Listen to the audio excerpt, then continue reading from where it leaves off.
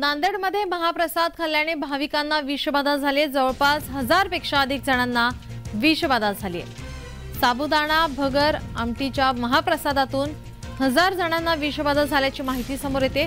लोहा तालुक्यातील सावरगाव, रिसनगाव, हरणवाडी, मुरंबी, आष्टूर आणि या परिसरातील राहणाऱ्या हजारो नागरिकांना विषबाधा झाल्याची माहिती सध्या समोर येते।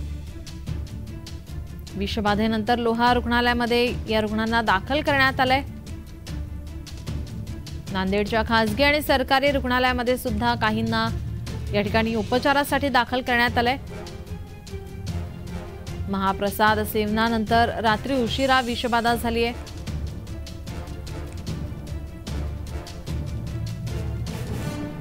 आणि एकंदरीत विषबाधा असावी असा प्रकारचा एकंदरीत निष्कर्ष त्यातून निघतोय।